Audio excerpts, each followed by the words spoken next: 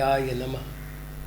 श्री द्वादशांग श्रुत देव्यै नमः। आचार्य श्री आदि सागर महावीर कीर्ति सन्मति सागर गुरुभ्यो नमो नमः। प्रिय धर्मात्मन, आज हम योगी भक्ति की चर्चा आरंभ करने वाले हैं।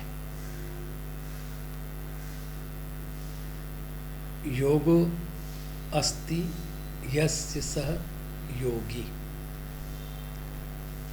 योग जिसमें पाया जाता है उसे योगी कहते हैं। योग शब्द के कई अर्थ हैं। युज धातु में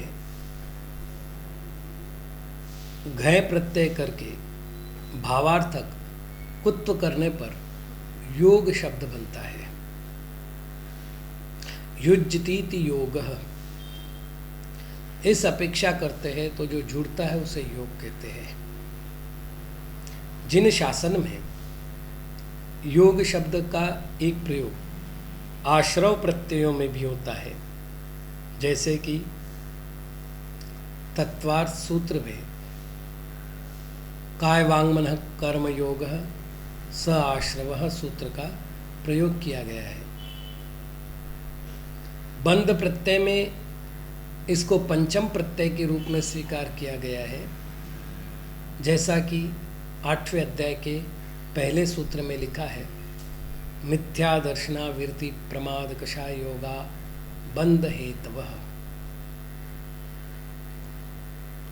योग शब्द संयोग, पद्धति, फल, व्यापार, उपाय, उत्साह इत्यादि कार्यों में भी प्रयुक्त होता है।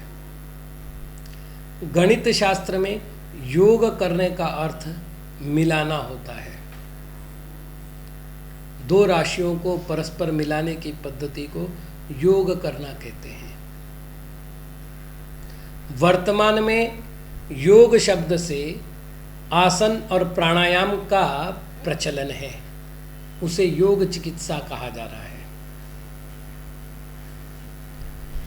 यहां जिस योग की हम चर्चा कर रहे हैं, योग समाधि ध्यानमित्यनर्थांतरम। योग समाधि ध्यान ये सब एकार्थक शब्द माने जाते हैं। अतः योग शब्द से ध्यान लेना है।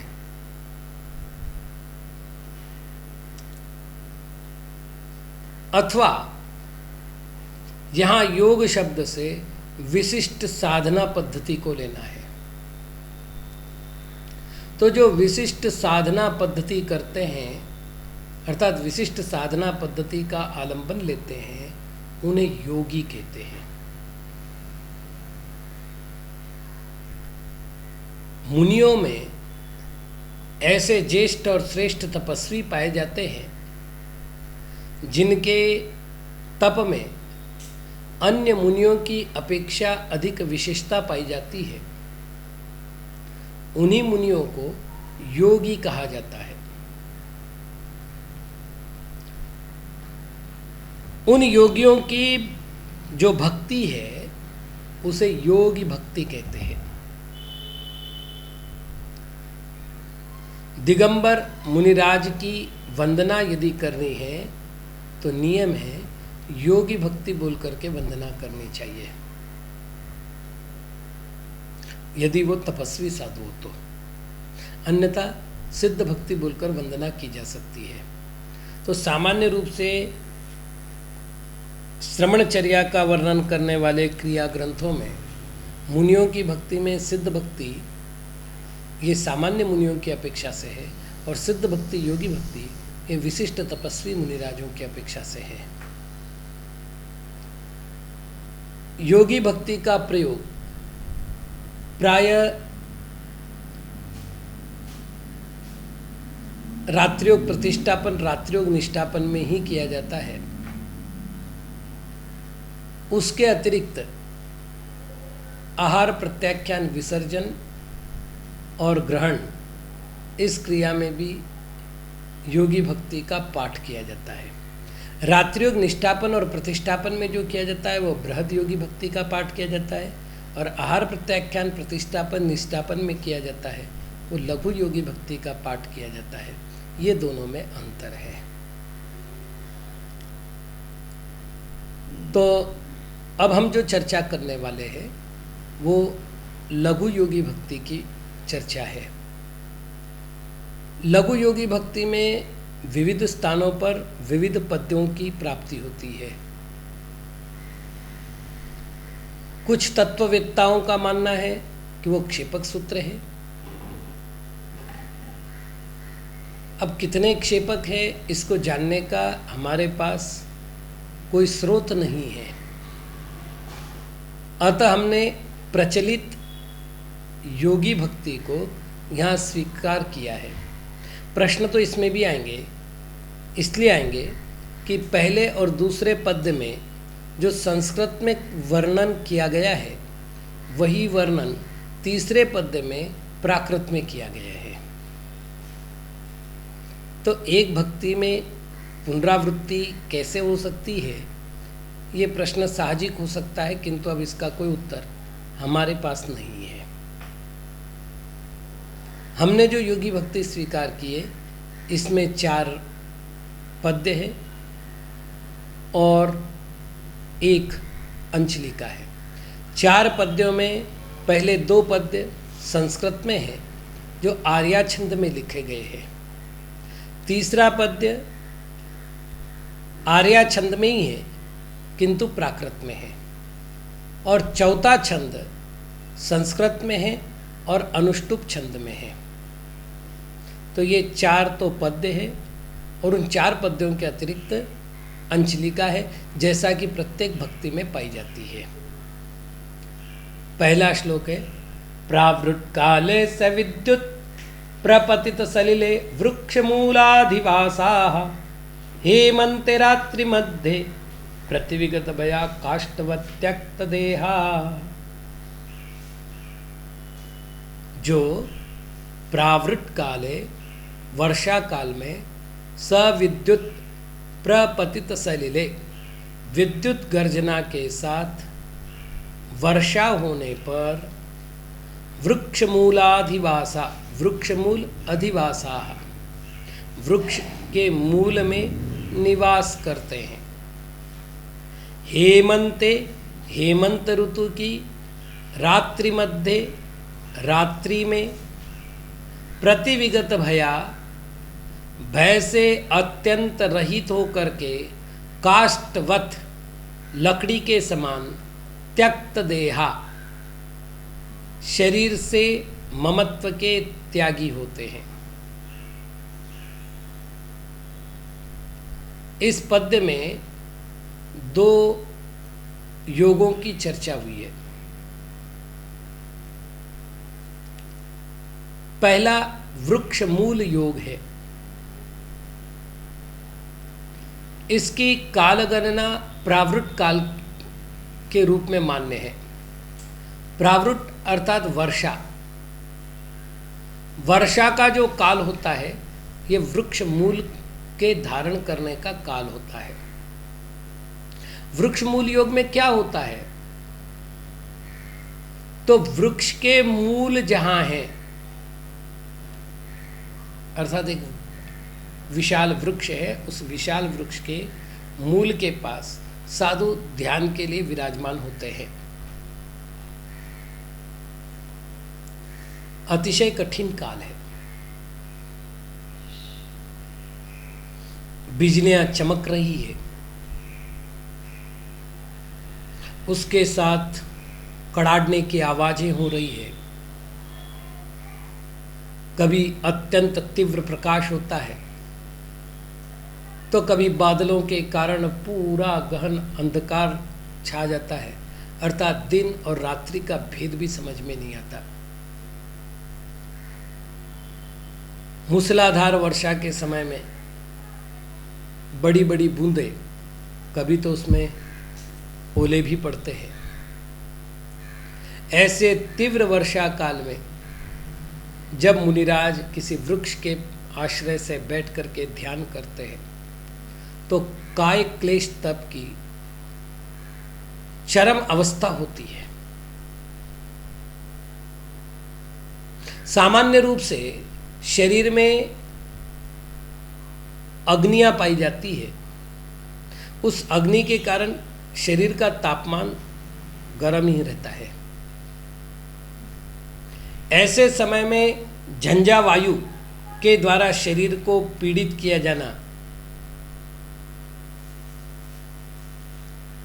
बिजलियों के कारण से, बिजलियों की भयंकर गर्जना के कारण से भय उत्पन्न होने वाले निमित्त मिलना, और इससे कठिन काम होता है। सीधे सीधे वर्षा का प्रवाह आंग पर आता है तो उतनी पीड़ा नहीं होती, लेकिन वृक्ष मूल में क्या होता है, सारा पानी वृक्ष पर गिरता है और फिर जैसे ही थोड़ा सा वायु का झोंका आता है वो पानी बर्फ के गोले की तरह आंग पर आकर के गिरता है। और वो एक साथ नहीं गिरता, जैसे वर्षा में वर्षा होती है तो पूरा आंग भीग जाता है, यहाँ भीगेगा नहीं, टप टप एक एक बूंद गिरेगी।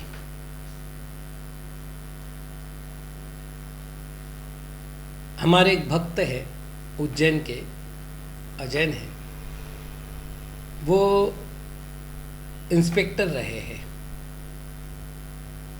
उन्होंने हमें बताया कि चोरों से सत्य उगलवाने के लिए हम क्या क्या करते हैं। उसमें उन्होंने एक पद्धति बताई थी कि बर्फ का ठंडा पानी माथे पर उनके एक एक बूंद दो दो बूंद करके गिराई जाएगी। पीड़ित होते, चिल्लाते, छोड़ो हमको, यहाँ तक कि कबूल करने तैयार हो जाते कि हमने अपराध किया है। जब हमने उनसे ये कहा तो बोले महाराज ये बहुत कठिन कार्य है, क्योंकि आदमी 2-5 मिनट नहीं सहन कर पाता, यहाँ तो 4-4 महीने का योग धारण करके विराजमान होते हैं। ध्यान में लीन है वहाँ पर, न अन्न का ग्रहण करना है न पानी का, ध्यान में लीन है मात्र। यह है वृक्ष मूल योग, इसे वर्षा योग कहते हैं। वर्तमान में चातुर्मास कहने की परंपरा कैसे चली, दुर्दैव है। दुर्दैव मैं इसलिए कहूंगा कि हम स्वयं अपने मुख से कह रहे हैं कि वर्षा योग की स्थापना कर रहे हैं। वर्षा योग में और चातुर्मास में अंतर है। चातुर्मास का अर्थ होता है 4 महीने और वर्षा योग का अर्थ होता है वर्षा काल में ध्यान में लीन होना। वर्षा काल सामान्य रूप से माना है आषाढ़ शुक्ला चतुर्दशी से कार्तिक कृष्णा अमावस्या पर्यंत, ये तो 3.5 महीने ही होते हैं।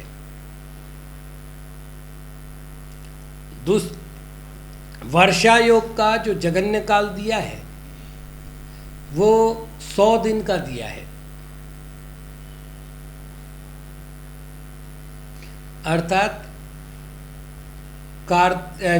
आषाढ़ शुक्ला चतुर्दशी से कार्तिक कृष्णा अमावस्या पर्यंत का जो निर्धारित काल है, उसमें यदि कोई साधु किसी धर्म कार्य से अथवा स्वास्थ्य की प्रतिकूलता से समय पर अपने वर्षायोग के स्थान पर नहीं पहुंच पाए तो उन्हें 5 दिन की सुविधा होती है। अर्थात श्रावण वदी पंचमी के दिन वे वर्षायोग की स्थापना कर सकते हैं। और यदि वर्षायोग की स्थापना पंचमी के दिन की है और कार्तिक कृष्णा अमावस्या के दिन उन्होंने निष्ठापन किया है तो केवल 100 दिन होते हैं। इतिहास में आचार्य पुष्पदंत और भूतबली महाराज का जो अंकलेश्वर चातुर्मास हुआ था, ये लघु काल का वर्षायोग है, ऐसा हमें इतिहास से ज्ञात होता है। जबकि चातुर्मास का अर्थ होता है 4 महीनों का समुदाय, और महीना कहते 30 दिन के कालखंड को, अतः चातुर्मास का अर्थ हो गया 120 दिन, उससे कम में चातुर्मास नहीं हो सकता। अच्छा, वर्षा योग का जैसे लघुतम काल 100 दिनों का है, अधिकतम काल कितना है? तो भगवती आराधना के अनुसार 1 महीने पूर्व वर्षायुग स्थान पर संघ पहुँचे, वर्षायुग संपन्न करे और 1 महीना वहाँ निवास करे। पद्म पुराण में एक नया प्रकरण आया है और बड़ा महत्वपूर्ण प्रकरण है। वो है सुकौशल मुनिराज और उनके पिता कीर्तिधर मुनिराज के विहार का। वहाँ रविशेन आचार्य महाराज ने सुस्पष्ट किया है कि कार्तिक पूर्णिमा होने के उपरांत मुनि संघ अपने अपने लक्ष्य की ओर विहार करने लगे।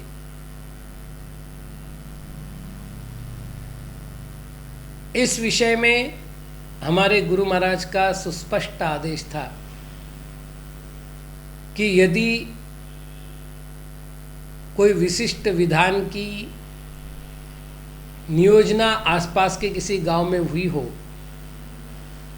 और वहाँ यदि आपको उस विधान में सानिध्य प्रदान करने की आवश्यकता हो तो आपको अष्टानिका से पूर्व विहार करना चाहिए, अन्यथा कार्तिक पूर्णिमा से पूर्व में विहार नहीं करना चाहिए। ये स्पष्ट रूप से दिया गया आदेश था। प्रायः हम देखते हैं वर्तमान के कुछ संघों को यदि छोड़ दिया जाए तो शेष सारे संघ कार्तिक पूर्णिमा की अष्टानिका मतलब कार्तिक के अष्टानिका में विशिष्ट साधना करते हैं। चूँकि 4 महीने से समाज परिचित है, अतः अष्टानिका में व्रतोपवास करने वाले साधुओं को अधिक कठिनाई नहीं होती, अथवा विहार के कारण परिश्रम में जो उपवास आदि नहीं हो पाते उनसे बचाव होता है। और भी कई सारे कारण हैं कि जिसके कारण से साधु संघ प्रयत्न करते हैं कि पूर्णिमा के बाद ही विहार हो, यही उचित मार्ग भी है। तो वर्षा योग और चातुर्मास में बहुत सा अंतर है, वर्षा योग ही कहना चाहिए। बस हमारे वर्षा योग में और वृक्ष मूलाधिवास करने वाले मुनिराज के वर्षा योग में अंतर है। हमारा वर्षा योग ध्यानात्मक न होकर के अहिंसात्मक है। वर्षा ऋतु में उत्पन्न होने वाले जीवों की रक्षा का भाव लेकर के हम वर्षा योग करते हैं और वे अपनी साधना को अग्रक्रम देने के लिए अथवा कायक्लेश तप की चरम अवस्था को प्राप्त करने के लिए अथवा ध्यान रूप तप में लीन रहने के लिए वृक्ष मूल योग करते हैं। ये दोनों में अंतर है। दूसरा योग यहाँ अभ्रावकाश योग है।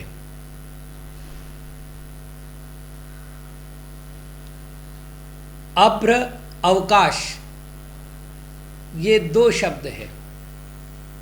अभ्र कहते खुले आसमान को, अवकाश कहते निवास को। अर्थात जहां आसपास में कोई आश्रय स्थल नहीं हो, ऐसे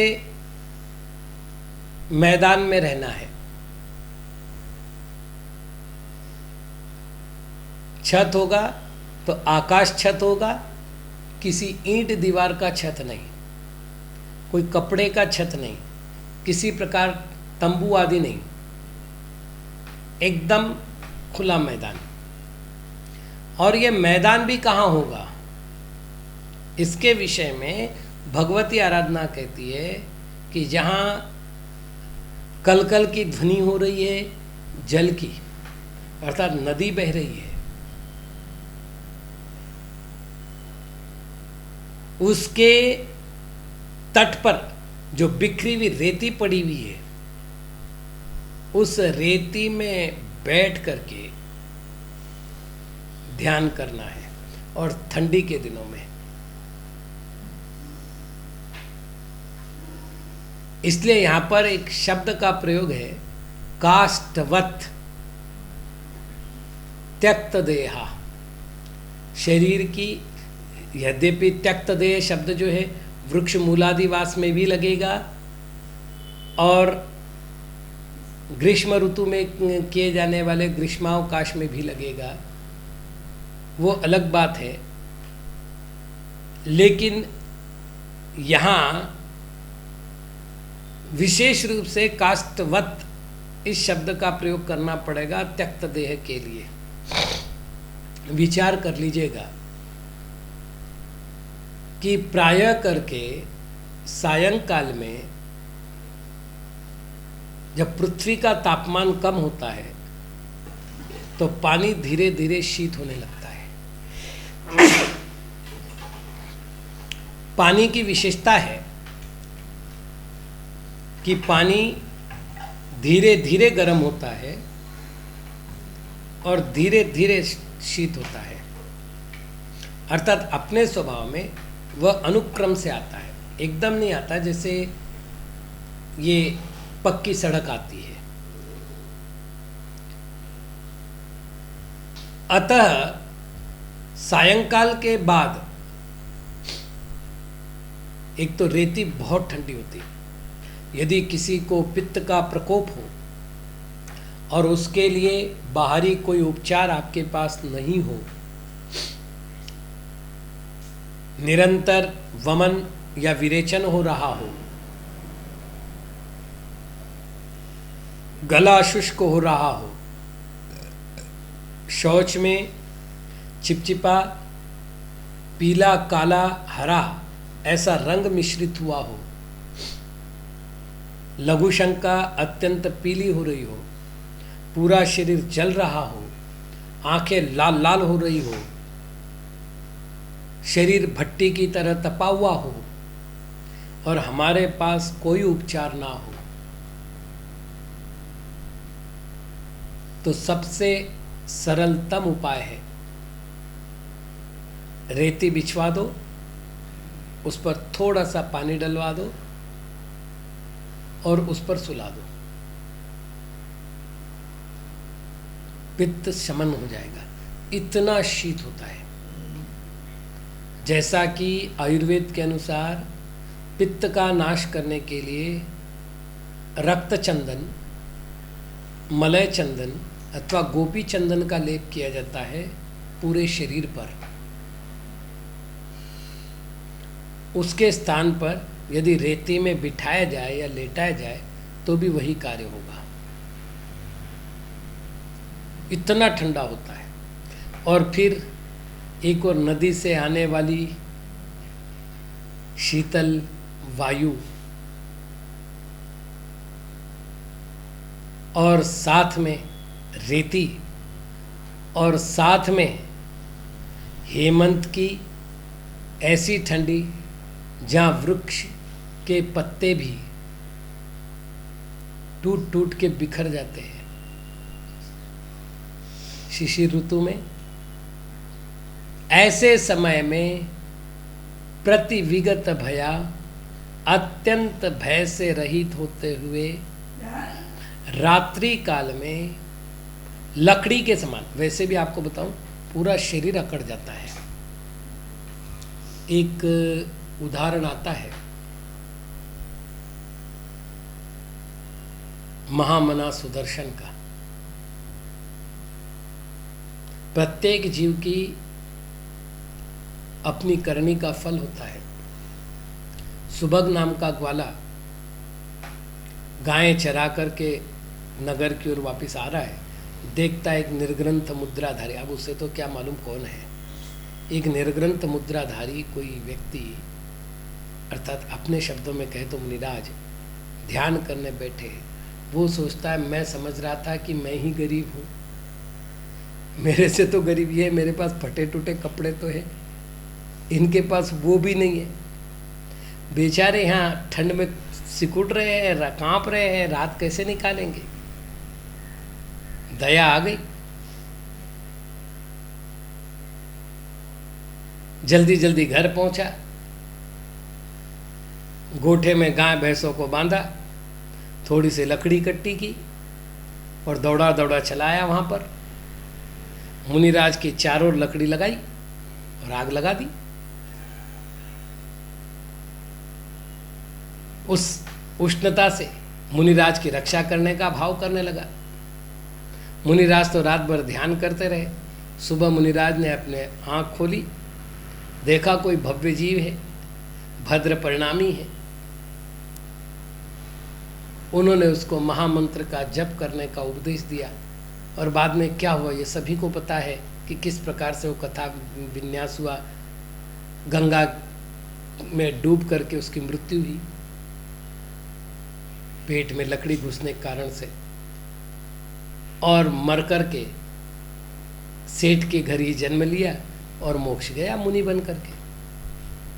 मुनि की वैयावृत्ति का इतना सब सेवा करने का फल इतना महान हुआ कि एक भवावतारी बन गया, एक ग्वाले का जीव। तो आप सोचिएगा, ठंडी का समय हो, खुला मैदान हो, चारों ओर से तेज हवा चल रही हो, एक ओर से लहरों से आने वाली शीतल वायु चल रही हो, और मुनिराज का शरीर बिल्कुल लकड़ी के समान अकड़ रहा हो। बहुत सहज उपाय बता रहा हूँ। ठंडी के दिनों में जब रात्रि काल में भूल चूक से रजाई के बाहर हाथ निकल आए, भूल चूक से, तब आप देखो कैसा अनुभव होता है। सुन्न हो जाते। हम लोगों को जब विहार करना पड़ता है, बहुत अनुभव है कि सुबह कमंडल पकड़ने में तकलीफ होती है। यदि कमंडल थोड़ी देर यूं पकड़ लिया जाए, मुट्ठी बांध करके व्यवस्थित, तो बाद में यूं खोलने के लिए दिक्कत आती है मुट्ठी। तो आप सोचिएगा कि जो जीव बिल्कुल एकाग्र होकर के पूरे रात भर ऐसे बैठे हो, उनका शरीर कैसा अकड़ता होगा। तो काष्ठवत लकड़ी के समान जिनका शरीर हो गया है, और जिनके मन में न मृत्यु भय है, न किसी जीव के द्वारा होने वाले उपसर्ग का भय है, और जो परिचय को तो आमंत्रित कर रहे हैं, आमंत्रित भी क्या, आह्वान कर रहे हैं कि तुझ में दम हो तो आओ और मुझे पीड़ित कर दिखाओ, तो प्रतिविगत भय तो है ही। ऐसे मुनिराज जो त्यक्त देह वाले होते हैं, अर्थात शरीर को छोड़ चुके होते हैं, अर्थात शरीर के प्रति ममत्व को छोड़ चुके होते हैं, उनका अभ्रावकाश नामक योग होता है। आगे, ग्रीष्मे सूर्यांशु तप्ता गिरीश करगतास्तान कूटांतरस्तास ते मे धर्मं प्रदद्युर मुनिगण वृषभा मोक्षणि श्रेणी भूता।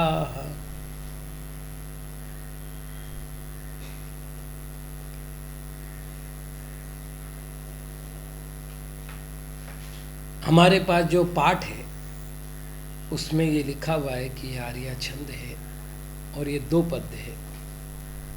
अतः हमने इसे 2 पद्य मान करके ही सारी चर्चा की, और जैसे मैंने प्रस्तावना में कहा था कि हम इसके 4 पद्य मान रहे हैं, किंतु जब छंद शास्त्र की दृष्टि से देखते हैं तो ये 4 चरणों वाला स्नग्धरा छंद है। प्रावृट काले सविद्युत प्रपतित सलिले वृक्ष मूलाधिवासाः, इस प्रकार से इसका गायन होता है। अतः यह स्नग्धरा छंद है, और यदि स्नग्धरा छंद है तो फिर ये 2 नहीं बचे, 1 ही होता है। जैसा भी हो, जहाँ 2 लिखे हैं वहाँ पर 2 के हिसाब से करना है। अर्थ करने में 1 और 2 में कोई अंतर नहीं आता है, क्योंकि वहाँ वो अर्थ पूरा हो रहा है। आगे हम बढ़ते हैं। ग्रीष्म काल में जो सूर्य अंश तप्ता, अंश अर्थात किरणें, सूर्य की किरणों से संतप्त है, ऐसे गिरि शिखर गताः, ऐसे पर्वत के उन्नत शिखरों पर, स्थानकूट अंतरस्ताः, स्थान पर अवकाश को प्राप्त करते हैं, निवास को प्राप्त करते हैं, जो मोक्षणि श्रेणी भूता, जो मोक्ष रूप भवन के लिए सोपान के समान हैं, ऐसे ते वे मुनिगण वृषभा, मुनिगणों में श्रेष्ठ साधु में मेरे लिए धर्मम धर्म प्रदद्युः प्रदान करें। यहाँ पर ग्रीष्म योग की चर्चा चल रही है। इसे शास्त्रों में आतापन योग नाम मिला है। आताप शब्द का अर्थ ही होता है गर्मी। तो ग्रीष्म काल में पत्थर अत्यधिक तपे हुए होते हैं। ऐसे पथरीली भूमि वाले पर्वतों की चोटी पर खड़ा होना है। समय होगा दोपहर का, मुख होगा पूर्व दिशा की ओर अर्थात सूर्य की ओर, और वहां खड़े होकर के वे जिनेंद्र भगवान का अथवा तत्व का ध्यान करेंगे। उसे कहते हैं आतापन योग। विचार कीजिएगा, जहां 30 और 40 के बीच का टेम्परेचर भी शरीर में दाह उत्पन्न करता हो, वहां पर पर्वत की चोटी पर पाया जाने वाला टेम्परेचर, दूसरी बात, एकदम संतप्त हुई शिलातल पर खड़े होना है, और उस समय उनका मुख सूर्य की ओर हो, अर्थात सूर्य की दिशा में मुख हो। विचार कीजिएगा कि कितनी कठिन स्थिति होगी। त्यक्त देहा विशेषण कितना महत्वपूर्ण है, ये समझ में आएगा। जब तक शरीर के प्रति विरक्ति भाव नहीं हो, तब तक इस प्रकार की भावना, इस प्रकार की साधना हो ही नहीं सकती। तो ऐसी विशिष्ट साधना करने वाले और जो मोक्षणी श्रेणी भूत है, ये तीनों प्रकार के जो साधु हैं, मोक्ष एक भवन मान लेते हम, और निश्रेणी यानी सोपान, सीढ़ी। तो जो मोक्ष रूपी भवन में चढ़ने के लिए सोपान के समान हैं, ऐसे वे मुनिगण वृषभा। बड़ा महत्वपूर्ण शब्द है। वृषभ शब्द के अर्थों में एक शब्द अर्थ है प्रधान। जो मुनिगणों में भी प्रधान है, उनको कहते हैं मुनिगण वृषभ। ऐसे वे मुनिगणों में वृषभ साधुगण मुझे धर्म प्रदान करे, अर्थात मुझे धर्म के मार्ग पर सुस्थिर करे, अथवा उनकी भक्ति से मैं धर्म मार्ग पर स्थिर हूँ। तो जैसा कि उपर्युक्त पद्य में 3 योगों की चर्चा की गई, वृक्ष मूल योग, अभ्रावकाश योग और आतापन योग, उसी का प्राकृत रूपांतरण करते हुए आचार्य महाराज कहते हैं, गिम्मे गिरिस्य रत्ता वरिसायाले रुक्कमूल रयणीसु शिशिरे बाहिर सैना तेसाहु वंदिमो नित्यम।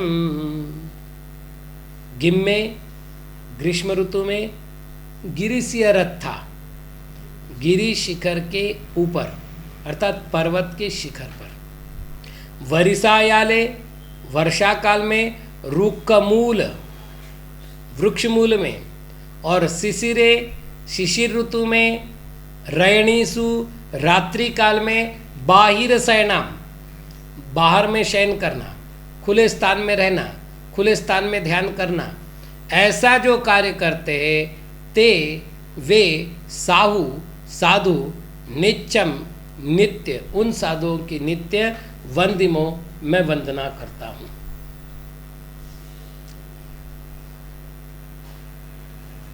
यहाँ पर दो प्रश्नों को उपस्थित करना अनिवार्य है। हमारे यहाँ दो प्रकार के साधु हैं, स्त्री लिंग में साधना करने वाले, पुल्लिंग में साधना करने वाले। स्त्रीलिंग में साधना करने वाले साधुओं को अर्थात साधिकाओं को अर्थात संयतिकाओं को अर्थात आरिकाओं को, श्रमणियों को नियमानुसार इन तीनों योगों को करने का सर्वथा निषेध है। वो फिर भगवान आदिनाथ के समय का तृतीय काल हो, अजितनाथ से महावीर समय तक का चतुर्थ काल हो, अथवा वर्तमान में प्रचलित पंचम काल हो, किसी भी काल में जहाँ काल परिवर्तन नहीं होता ऐसा विजयार्ध पर्वत पर रहने वाली आरिकाओं में अथवा विदेह क्षेत्र में कहीं भी आरिका माता जी हो, उनके लिए इसका आगम से निषेध है। अब बात करते केवल पुरुष साधुओं की, क्योंकि अभी एक मुनिराज ने हमसे कहा हम आरिका पूजा इसलिए नहीं कराते कि वो योग धारण करने की पात्रता नहीं रखती। मैंने कहा बिल्कुल ठीक। आपकी दीक्षा को कितने वर्ष हुए? बोले 32। मैंने कहा 32 वर्षों में आप बताइए कि आपने कितनी बार योग धारण किया? बोले एक बार भी नहीं। तो जब आपने योग धारण नहीं किया तो नियमानुसार जो योग धारण नहीं करते उनकी पूजा नहीं होनी चाहिए। तो फिर आपकी तो क्या विषय चेंज करो। पहली बात, पंचम काल में जितने भी मुनिराज हैं इनमें हिंद सहनन पाया जाता है। हिंद सहनन वालों को अनिष्ट कारण मिलने पर आर्त और रौद्र ध्यान की उत्पत्ति संभव है। हिंद सहनन के कारण अकस्मात मृत्यु योग संभव है। ऐसे संकटों में अत्यंत तीव्र उष्णता के कारण जब पानी रक्त का पानी शुष्क हो जाएगा, पानी सूख जाएगा, तो उस मुनि की तत्काल मृत्यु संभव है। जब शरीर ही लकड़ी की तरह हो गया तो शीतकाल में किसी भी प्रकार से रक्ताभिसरण क्रिया शरीर में नहीं हो पाएगी, और जब रक्ताभिसरण क्रिया नहीं हो पाएगी तो हो सकता है उसी समय में उस मुनिराज की मृत्यु हो जाए। यही कारण है कि हीन सहनन के धारक मुनिराजों के लिए आगम में स्पष्ट निषेध है कि वे इस काल में योग साधना ना करें, अर्थात ये 3 प्रकार के योगों को धारण ना करें। तो यहाँ तक तो निश्चित हो गया कि वर्तमान में इस प्रकार का कोई भी योग हमारे साधुओं के पास नहीं है। एक मुनिराज का प्रश्न मेरे पास आया था कि जब योग धारण करने वाले साधु कोई नहीं है तो तपस्वी साधु की हम योगी भक्ति क्यों करते हैं? तो इसका उत्तर हम अंचलिका के प्रकरण में लेंगे, क्योंकि वहाँ दिया है केवल ये 3 योग नहीं और भी योग के प्रकार है जो अपन वहीं पर स्पष्ट कर सकते हैं। तो यहाँ पर विशिष्ट साधना की जो चरम अवस्था है उनका ग्रहण किया है, लेकिन गौण रूप से अपने अपने पदानुकूल अपने अपने सननानुकूल जो विशिष्ट साधना कर रहे हैं। जैसे अभी एक मुनिराज ने उत्कृष्ट सिंह निष्क्रिडित व्रत किया और वो व्रत उन्होंने केवल दूध पानी लेकर के किया है। अब आप विचार कर लीजिएगा, 16 उपवास हुए हैं, फिर पारना हुआ है कैसे? दूध पानी से, और फिर उन्होंने 15 उपवास किए हैं, फिर पारना किया है कैसे? दूध पानी से, फिर 14 उपवास किए हैं, सोचिएगा कि किस प्रकार की साधना होगी। और अभी वे जीवित अवस्था में हैं, अपनी अपनी साधना कर रहे हैं और स्वस्थ है, आनंदित है, सब कुछ है। अभी एक मुनिराज है जो बढ़ते और घटते क्रम से 400 कितने उपवास पूर्ण करने वाले, अभी तो उनकी साधना चल रही है।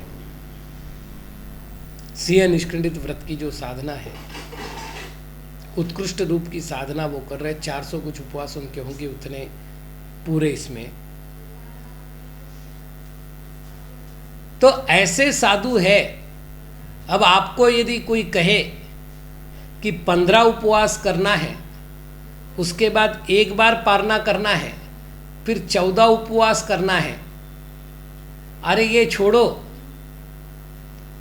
एक उपवास करना और दूसरे दिन एकासन करना है,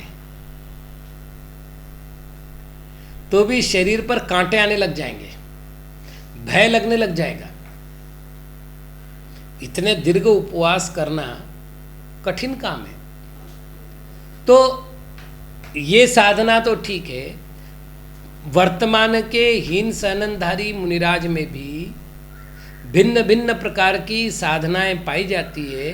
अतः उन तपस्वियों को योगी मान करके ही हम उनकी योगी भक्ति पूर्वक वंदना करते हैं। तो ते साउ वंदिमो नित्यम, मैं नित्य उन साधुओं की वंदना करता हूँ।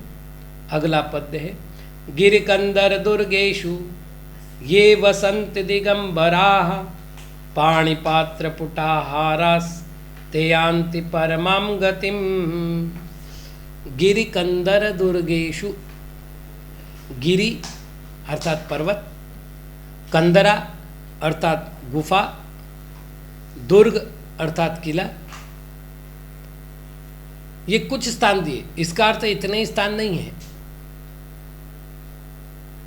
ये दिगंबराः वसंती, जो दिगंबर इसमें रहते हैं, सीधे सीधे अर्थों में कहा जाए तो जो परकीय आवास में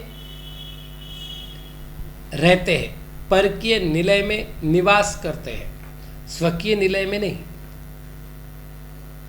पाणिपात्र पुटाहाराः, जो पानी पात्र को पुट बना करके, अंजुली बना करके आहार करते हैं। ते परमाम गतिम यान्ति, वे परम गति को अर्थात मोक्ष गति को प्राप्त होते हैं। सीधे सीधे शब्दों में जो अनियत आहार करते हैं, अनियत विहार करते हैं, ऐसे मुनिराज शीघ्र ही मोक्ष को प्राप्त करते हैं। अंचलिका है, इच्छामि बंते जोगी भक्ति काउ सग्गोकौ तस्सालोचम अड्डाज दिवदो समुद्देशु पन्नारस्कम भूमिषु आदावण रुक्कमूल अबोवास ठाणमूण वीरासने कप्पास कुक्कुड़ासन चौछ पक्क कवणादि जोग जुत्ताणम सव्व सावणम निच्च कालम अंचेमी पूजेमी वंदामी नमनसामी दुःखखौ कम्मखौ बोहिलाओ सुगैगमनम समाहि मरणम जिनगुण संपत्त्यहु मज्जम। भंते, हे भगवान, मैंने योगी भक्ति से संबंधित काउ सग्गो कायोत्सर्ग कहो कर लिया है। मैं तस् आलोच्योम, तत्संबंधित आलोचना करने की इच्छा कर रहा हूं। अड्डाइज दो समुद्रेशु, ढाई द्वीप और 2 समुद्र। ढाई द्वीप कौन से? पूरा की पूरा जम्बू द्वीप, पूरा की पूरा धातकी खंड और आधा पुष्कर द्वीप। आधा क्यों? क्योंकि आधे पुष्कर द्वीप में एक पर्वत है जिसका नाम है मानुषोत्तर पर्वत। ये वलयाकार पर्वत है जिसने पुष्कर द्वीप के 2 हिस्से कर दिए, अपर पुष्कर और पूर्व पुष्कर। पूर्व पुष्कर में तो मनुष्य है, अपर पुष्कर में मनुष्य नहीं है, क्योंकि प्राग मानुष्योत्तरान मनुष्याः, मनुष्य मनुष्योत्तर पर्वत के इधर ही है।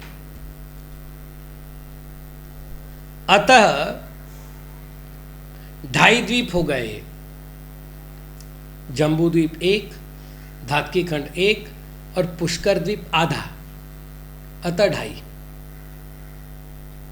2 समुद्रेषु, चूंकि जम्बूद्वीप के बाद लवण समुद्र है और धात्की खंड के बाद कालोदधी समुद्र है, पुष्कर का समुद्र अभी आया नहीं क्योंकि पुष्कर द्वीप ही पूर्ण नहीं आया, अतः 2 ही समुद्र हुए। तो इस 2.5 द्वीप में और 2 समुद्रों में पंडारस कम भूमिसु 15 कर्म भूमियां हैं। ये संग्रह नय की अपेक्षा से है। जम्बू द्वीप में 1 भरत क्षेत्र,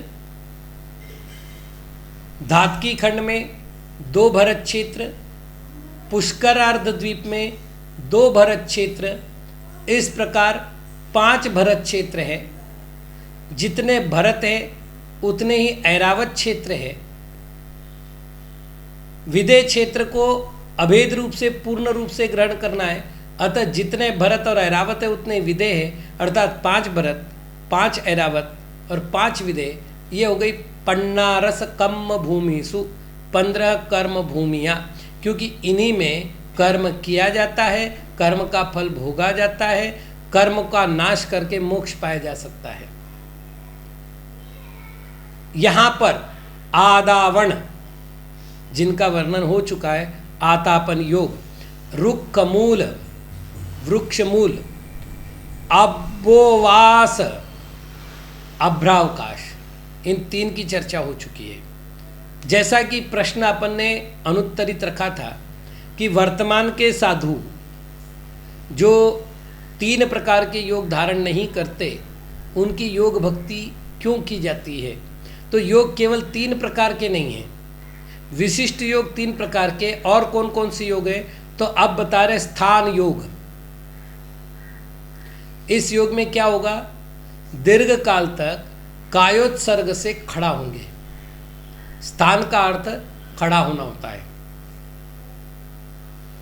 तो कायोत्सर्गासन से ध्यान साधना करते हैं। मौन, दीर्घ काल तक मौन रखते हैं। हमारे गुरु महाराज जहाँ 80 पिंची संघ में थी, अब बड़ा संघ है तो लोगों का आवागमन भी ज़्यादा है, साधुओं की अपनी अपनी समस्याएं, समस्या का समाधान वो गुरुमुख से चाहते हैं। ऐसे समय में भी आचार्य महाराज अधिकतम 5 घंटे बोलते थे, और इस 5 घंटे में सुबह का प्रतिक्रमण, सायंकाल का प्रतिक्रमण, एक स्वाध्याय जो संघ का कराया जाता था, और उसके अतिरिक्त एक प्रवचन।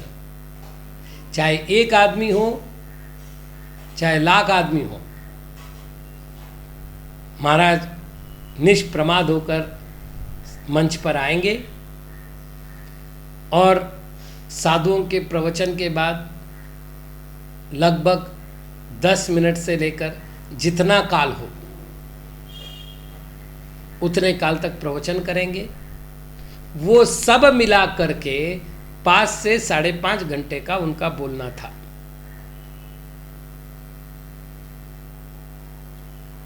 तो हम लोगों को जब उनसे कोई आवश्यकता होती थी तो पहले दिन कहना पड़ता था, गुरुदेव हमें आपसे कुछ चर्चा करनी है, तो वो समय देते थे। तो उस दिन वो श्रावकों से जो चर्चाएं होती थी उसको बंद करते थे।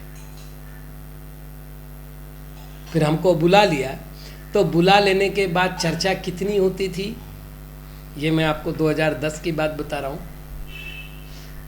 हमने लंबा चौड़ा प्रश्न कर लिया, पूरी अपनी युक्तियां रख दी। जब तक हम बोलेंगे महाराज का मौन रहेगा। अंत में कहा जाएगा मूलाचार गाथा अमुक की टीका देख लो, आपका उत्तर मिल सकता है। बस हो गई समस्या का समाधान। अब आप उठिए, मूलाचार देखिए, समझ में आता है तो ठीक। अच्छा, कई सारे उत्तर ऐसे थे जो श्रवण संघ के मध्य में किए जा सकते थे, तो उस श्रवण संघ के मध्य में किए जाने वाले प्रश्नों के उत्तर तो आप स्वाध्याय के समय ही कर लीजिएगा। फिर चाहे 1 लाइन हुई हो, कई बार तो ऐसा हुआ कि 1 लाइन भी पूरी नहीं हो पाई और उस पर कोई समस्या खड़ी हो गई, प्रश्न खड़ा हो गया, निकल गया समय। तो ऐसे भी साधु है जो इतने विशाल संघ के मध्य में रहते हुए भी, अभी एक मुनिराज है, प्रायः एकाकी रहते हैं, उनकी साधना के बारे में जब निकट से जानने का अवसर मिला तो बड़ा आश्चर्य हुआ। दरवाज़ा बंद रहता है, अपनी अपनी साधना करते हैं। यदि उन्होंने 9 बजे के आसपास दरवाज़ा खोला, दीर्घ शंका जाकर के आए, तो समझ लो कि वो आहार करने वाले हैं। शुद्धि का पानी ले आइए, आहार करा दीजिए, अन्यथा एक बार वापस अपने कमरे में चले गए तो फिर कब दरवाज़ा खुलेगा कोई पता नहीं। मतलब एक गांव में उनका वर्षायुग हुआ, वहाँ हमारे कुछ भक्त थे, वो मेरे दर्शन के लिए आए। अब चूँकि मुझे पता था कि उनका वहाँ वर्षायुग है, गांव के बाहर जो नसिया होती है, नसिया में उनका वर्षायुग चल रहा था। तो मैंने पूछा, आपके यहाँ जो महाराज है उनका रत्नत्रय कैसा है? तो उन्होंने कहा, हमारे यहाँ कौन से महाराज है। ऐसे लोग जो प्रतिदिन मंदिर जाते हैं, उन लोगों को भी ये नहीं पता कि हमारे यहाँ कोई महाराज विराजमान है। ये उनकी स्थिति। मतलब व्यवस्थापक जो लोग थे, 1-2 आदमी होते व्यवस्थापक में, उन्होंने कहा कि 8-8, 15-15 दिन तक हमने उनके वचनों को नहीं सुना है। मौन, ये भी एक साधना है, ये भी एक योग है, और बहुत बड़ा योग है। क्योंकि आदमी जनसंपर्क करने में अपने आप को श्रेष्ठ समझता है, लगता है कि मेरी कुछ इज्जत है, 4 आदमी मुझे पूछते हैं, और वहाँ वो जनसंपर्क छोड़ कर के बैठे, कोई विकल्प नहीं है, अपना ध्यान भला, अपना अध्ययन भला, अपनी साधना भली। तो ये जो व्यवस्था है ये मौन है। अब बाकी बात चल रही है विभिन्न प्रकार के आसन, उसमें से एक नाम दिया है वीरासन, दूसरा नाम दिया है एक कपास, एक पार्श्वासन, प्राय सोने में काम आता है, एक करवट सोया जाता है। कुक्कुटासन, कुक्कुटासन, तो ये आसनों की व्यवस्था हो गई। कुक्कुट यानी मुर्गा, मुर्गे के समान आसन बनाकर लंबे काल तक ध्यान करना। हमने अपने गुरु महाराज को देखा है। ये घटना है 2004 की। मेरा आचार्य पद निश्चित हुआ था, पत्रिका छपने गई थी, और उन दिनों की ही घटना है। आचार्य श्री राजस्थान के रीछा नाम के एक छोटे से गांव में थे। सुबह उठे और वो पैरों के अंगूठे के बल पर बैठ गए। मतलब पूरी की पूरी बॉडी, कोई भी अंग जमीन से चिपक नहीं रहा है, पूरा शरीर का भार उस पैरों की अंगुलियों पर, और लिख भी रहे हैं। लिखने के बाद उन्होंने कितनी देर ध्यान किया, मतलब इतनी देर की बात कर रहा हूँ कि मैंने बुला बुला करके साधुओं को, यहाँ तक कि हमारे यहाँ बेसमय में आरिका नहीं आ सकती थी, लेकिन मैंने कहा ऐसी साधना देखो, तो मैंने आरिकाओं को, ब्रह्मचारिणी को भेज करके बुलवाया। मैंने कहा आवाज़ नहीं हो, नहीं तो मेरी आफत हो जाएगी, महाराज को मालूम पड़ जाएगा, तो आप केवल छिप कर से देख कर जाओ कि महाराज कैसी साधना कर रहे हैं। और वो घंटों तक उसमें रहे। सागवाड़ा में 89 की घटना मैं बता रहा हूँ कि महाराज के कमरे से छम छम छम छम की आवाज़ आ रही, जैसे कोई महिला नृत्य कर रही हो। जब दरवाज़ा खोलकर देखा तो आचार्य महाराज शीर्षासन में थे, और बहुत आश्चर्य की बात कि हमने उनको पूरे रात शीर्षासन में देखा है, जबकि योग शास्त्र के अनुसार शीर्षासन में 5 मिनट से ऊपर नहीं निकालने चाहिए, कि रक्त प्रवाह पूरा की पूरा शरीर से मस्तक की ओर आ जाता है। और साधनाओं की बात करें तो एक दिन हम महाराज के लिए घास बिछाना भूल गए, अपने हाथ से बिछाते नहीं थे, तो सिंहासन पर बैठे हुए थे, हम घास बिछाना भूल गए। तो वो सिंहासन पर, मतलब अब सिंहासन कितना होता है ये देख लीजिएगा, ये भी तो सिंहासन ही है। सिंहासन के हत्थे पर अपना हाथ रखा और पद्मासन में, पैरों में पद्मासन है, और पद्मासन से यूं लेट गए। आधी रात को अचानक हमारे ध्यान में आया, जब निद्रा खुली, कि आज घास बिछाना भूल गए, जाकर के घास बिछाया। अब डर तो लग रहा था, कैसे जगाए महाराज को। तो हमने जैसे स्पर्श किया, आचार्य महाराज उठे, जाकर के कहा कि महाराज अब नहीं लेटना, बस खड़े हो गए। सुहागपुरा की घटना है, राजस्थान की। नया मंदिर बन रहा था सुहागपुरा ने, पीपल खूट नया मंदिर बन रहा था। खिड़कियां नहीं थी, ठंडी के दिन थे, खिड़कियां एक भी नहीं। नया मंदिर बन रहा है, और नए मंदिर में मजबूती लाने के लिए पानी डाला जाता है। मतलब जब दीवारें बनाई जाती है सीमेंट कंक्रीट की, तो व्यवस्थित पानी डाला जाता है। तो पूरा पानी से तरबतर है। आचार्य महाराज ने कहा कि भाई मेरे पास लगभग उस समय 51-52 साधु थे हम लोग, सारे साधु बैठकर प्रतिक्रमण करते हैं, तो इससे अच्छी जगह नहीं, मैं तो यहीं रुकूंगा। हाथ जोड़े हमने,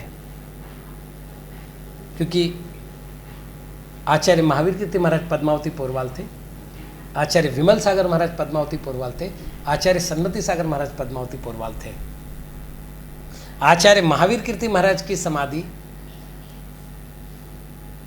शीत के कारण हुई है, आचार्य विमल सागर महाराज की समाधि शीत के कारण हुई है, और हमारा ज्योतिष ज्ञान ये कहता था कि सन्मति सागर महाराज की समाधि शीतकाल में होनी है। 2001 या 2 में हमने घोषणा की थी, 2001 में दुर्ग में 2001 में हमने घोषणा की थी कि बड़े महाराज की समाधि इतने जल्दी नहीं होनी, क्योंकि वहाँ पर घोषणा हो गई थी कि महाराज बड़वानी में संलेखना लेने वाले। तो हमने पत्र लिखा था बड़े महाराज को कि महाराज 12 साल की संलेखना लेना अलग चीज़ है, क्योंकि उतनी आपकी आयु नहीं है, लेकिन आपको अभी संलेखना लेना अकाल मरण होगा, क्योंकि अभी आपका योग नहीं है। और पूरी बातें मैंने कुंडली रख कर के सामने पूरी बातें रखी थी महाराज के, जैसा भी उन्होंने मेरे वचनों का मान रखा और उस समय घोषणा नहीं की, जो भी हो। तो हमने घोषणा की थी, तो जब हमने देखा कि महाराज यहाँ रुकने की बात कर रहे हैं, हमने कहा भाई कहीं अनर्थ ना हो जाए, भले ही मरण ना हो लेकिन रोग तो संभव है। एक तो उपवास का शरीर और अचानक शीत, तो एकदम गर्माट पर शीत। तो आचार्य महाराज को हमने कहा कि महाराज देखिए आपका यहाँ रहना ठीक नहीं। सुविधि सागर जी हमने तो निर्णय कर लिया है। और महाराज की एक आदत थी, वो पहले भी हमको भी यही समझाते थे, बेटा निर्णय करने से पहले 100 बार सोचना, निर्णय करने के बाद एक बार भी मत सोचना। मैं तो यहीं रुकूंगा। तो अब कोई उपाय नहीं था, तो हमने श्रावकों से कहा भाई आप कुछ नहीं कर सकते तो एक काम करो, ये जो खिड़कियां वगैरह है इस पर बारदान लगा दो, और नहीं तो सबसे आसान होता है ये जो पेपर होते हैं अखबार चिपका दो, अंदर ठंडी नहीं आएगी। तो गुरु महाराज ने कहा सुविधि सागर जी यहाँ कोई छेड़छाड़ करने की जरूरत नहीं, हम रात को हीटर जलवाएंगे। मैंने ये कहा महाराज जहाँ लाइट का बटन तक नहीं है वहाँ हीटर, हम सत्य महाव्रती, इस पर आपको विश्वास है? मैंने कहा महाराज इसमें कौन सी अविश्वास की बात, वो तो है ही। तो बोले हम हीटर जलवाएंगे, इसमें कोई अविश्वास है? आप जाइए। मैंने कहा महाराज मेरा जाना ठीक नहीं है, कम से कम मैं आपके श्री चरणों में बैठता हूँ। सुविधि सागर जी आपको संग संभालना है, आप अपने कमरे में जाइए, हमें अपनी साधना करने दीजिए। अब आपको ये बता रहा हूँ रात भर बेचैन में,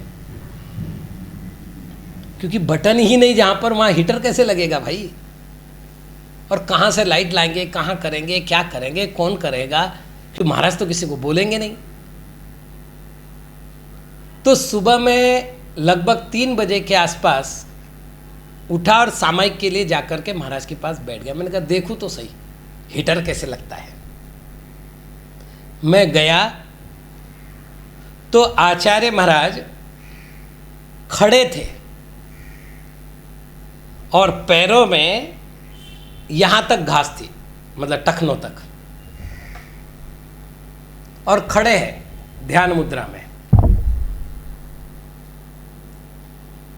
बात पूरी हो गई, सामायिक हो गई, प्रतिक्रमण हो गया, स्वाध्याय चला। तो आचार्य महाराज ने कहा मेरी परीक्षा लेने के लिए आए थे सुविधि सागर जी। मैंने कहा जी महाराज परीक्षा तो क्या, लेकिन एक जिज्ञासा भी थी, भय भी था, चिंता भी थी, इसलिए आया था। तो बोले आपने हीटर देखा कि नहीं देखा? अब मैं कैसे कहूं कि हीटर है, क्योंकि कुछ तो अवशेष दिखे। 3-4 घंटे से तो मैं भी यहाँ बैठा हूँ, मतलब 7 बजे तो प्रतिक्रमण शुरू होता था, ये 8 बजे के बाद की चर्चा है, 3 बजे मैं उनके कमरे में बैठा हूँ, तब से मैंने तो कोई साधन नहीं देखा।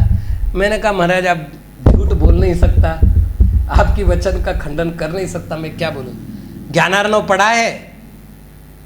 मैंने कहा जी महाराज स्वाध्याय तो किया है। तो हीटर के बारे में नहीं मालूम, क्या साधना करोगे? और उस दिन उन्होंने बहुत नई नई बातें बताई और उन्होंने कहा कि रात्रि को जब मुझे असहनीय सर्दी सताने लगी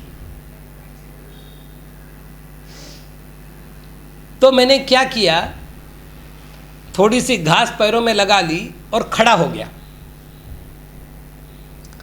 अग्नि यंत्र की स्थापना की और ध्यान शुरू किया, लग गया हीटर। आप आए तो क्या देखा? मैंने कहा मैं आया था तब आपके शरीर पर पसीना तो दिख रहा था, पसीने का कारण नहीं समझ में आ रहा था कि पसीना कैसे आता है, गर्मी से, ठंडी से नहीं। तो बोले बेटा यही होता है, साधना करनी हो तो साधना सीखो, गर्मी में बढ़िया कूलर लगाओ, सर्दी में बढ़िया हीटर लगाओ और ध्यान करो। और लगभग उस दिन का स्वाध्याय कूलर और हीटर पर ही हुआ। ज्ञानार्णव में क्षीम का जाप करते हुए जो अमृत श्रावय है, अमृत श्रावी मंत्र है क्षीम बीजाक्षर, उसको लेकर के, और रम बीजाक्षर जो अग्नि मंत्र है उसको आधार लेकर के ज्ञानार्णव में क्या वर्णन है, आचार्य महाराज ने उस दिन, मतलब शास्त्र सामने नहीं, प्रवचन रूप स्वाध्याय हुआ। तो कहने का तात्पर्य ये है, ऐसे ही दंश मशक परिचय के प्रसंग में जयपुर के एक कॉलोनी में हम थे, नहीं झोटवाड़ा नहीं, उसके पहले एक कॉलोनी में थे। तो उस कॉलोनी में मच्छरों की इतनी पीड़ा कि रात भर साधु सो नहीं पाए, सभी साधु। अब महाराज का एक उपवास एक आहार चल रहा है, तीव्र गर्मी, मतलब हम आपसे बता रहे हैं युवा अवस्था थी हमारी। तो ये 1995 की घटना है, 1994 की घटना ये, जब हम जयपुर थे। तो मतलब मेरी उम्र कितनी थी उस समय, 23 साल की। मैं उस समय की बात कर रहा हूँ, मतलब आज से 27 साल पुरानी बात। आचार्य महाराज को भी निद्रा नहीं आ रही है। उन दिनों में आचार्य महाराज 1.5 से 2 ही घंटा सोते थे पूरे दिन भर में, रात भर में 24 घंटे में 1.5 से 2 घंटा निद्रा। तो नींद नहीं आ रही, बार बार मच्छर काट रहे। आचार्य महाराज ने क्या किया, रात को उठ करके खड़े हुए पाटे पर। अब खड़े हुए, अब हम लोगों को भी नींद नहीं आ रही थी, तो मैं था और मेरे साथ शिव सागर नाम के मुनिराज थे। ये दोनों भी पास गए। महाराज के पूरे बदन पर मच्छर ही मच्छर बैठे हुए थे, और मजे की बात, हाथ नहीं हिल रहा था। प्राय करके एक मच्छर भी आंख पर आता है तो झटके में हाथ घूमता है, हाथ भी नहीं घूम रहा है, महाराज अपने खड़े की खड़े हैं। हमने सोचा चलो नींद तो ऐसे भी नहीं आ रही है, आज भैया वृत्ति करते हैं।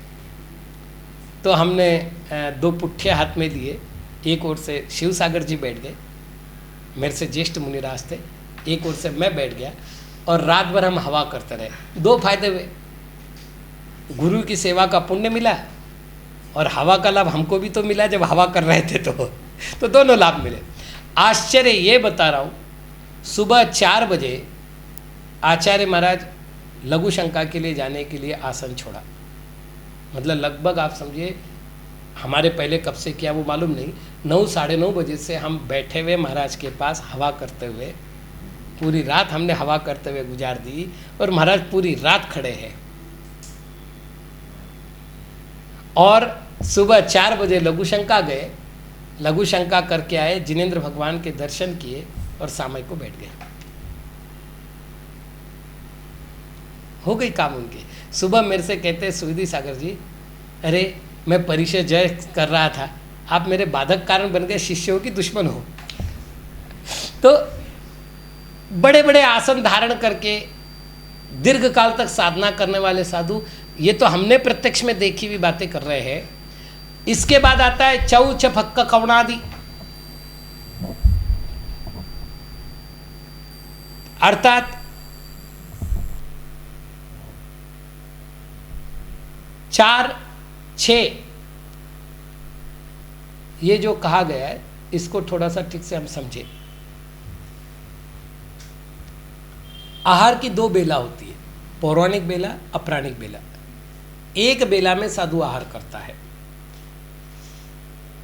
अतः आज की 2 बेला और कल की 2 बेला मिला दी जाए तो 4 बेला हो गई। मतलब आज आहार किया, दोपहर की बेला में उपवास हुआ, कल सुबह का उपवास हुआ, कल शाम का उपवास हुआ, परसों सुबह आहार करेंगे, तो चतुर्थ बेला में आहार हुआ है, इसलिए उसको कहते हैं चतुर्थ भक्त।